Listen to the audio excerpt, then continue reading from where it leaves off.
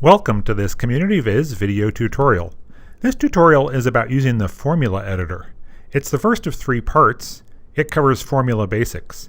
Part 2 uses an example to illustrate setting up an indicator formula, and Part 3 goes into attribute formulas with an emphasis on spatial analysis. CommunityViz Scenario 360 provides a number of ways to make formulas. Those include decision tool wizards, the formula wizard, and the formula editor, which is what we're covering here. As a reminder, indicators are measurements of characteristics of an overall scenario. They're typically the values that you see in a chart.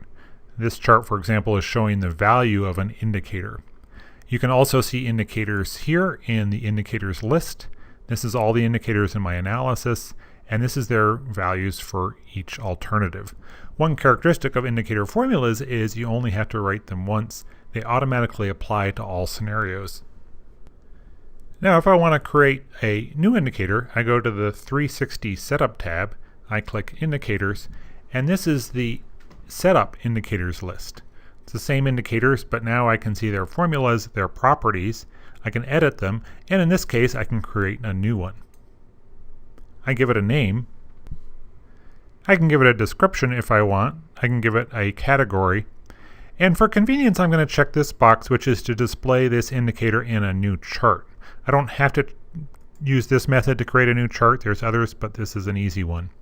Now I need a formula. And again, there's 2 choices here, Formula Wizard and Edit Formula, which opens the formula editor.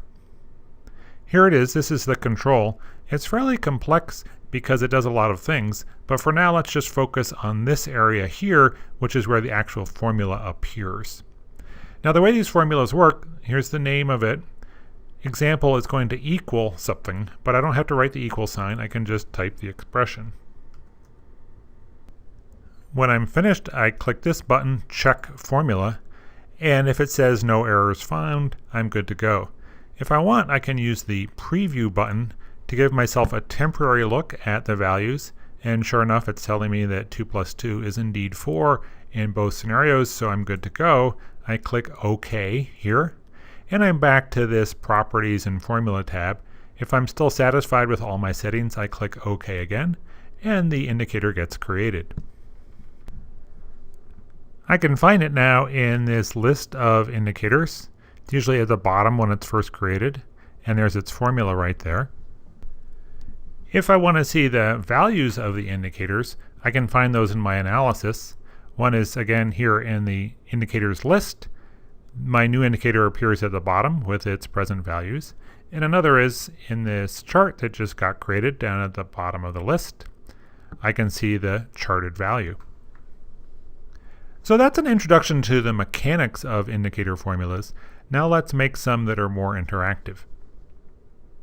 For this demo, I have created a couple of variable assumptions. Remember, it's these slider bar controls, and I'm going to use these as variable inputs to my formula. So I want to return and change that example formula. I go to 360 Setup again, Indicators. I find my indicator in the list, and I just simply double click to return to its properties. I can go to the Formula tab and Edit Formula to get back to the formula editor controls.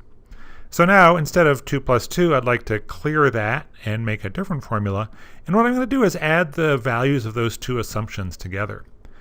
Now the way I can do that is click on this important button. It's called Insert Analysis Component. When I click it and choose Assumptions, it gives me a list of all the assumptions in my analysis. I want to choose one and I want to add it to another to make a new formula. Now this is a good time to talk about notation. Notice how the assumption is referred to in the formula. There's a square bracket, there's the word assumption written out, there's a colon, and then the name of the assumption. That same notation is used for indicators. The word is indicator written out and the name of the indicator. And as you'll see later, the notation for dynamic attributes is similar. So let's just go with this one for now. I'm going to check the formula. No errors found, so I can go OK twice. So now let's look at that formula in action. Here I've set my assumptions to 50 each and the indicator is showing 100. If I adjust those two values to something new and apply the update button, then the indicator updates and gives me a new value. Now if I want to make more complicated formulas, I can use parentheses. I can use other arithmetic operators like divide. I can add additional components like perhaps an indicator, and in that way build up a more complex expression. Formulas start to get a lot more powerful when we introduce the concept of functions. A function is just a mathematical calculation that's been given a name. They can be very simple like this one, sum, which just adds numbers together, or they can be much more sophisticated and complex, as we'll get into. The way you write functions in a formula is the name of the function and then two parentheses. Inside the parentheses is where the inputs to the function go. So for instance, if I wanted to do 2 plus 2, I'd never do it this way, but I could do 2, comma 2. Commas separate multiple inputs to a function. Now functions get really powerful when their inputs are attributes, and that's what we cover in the next video with a short example.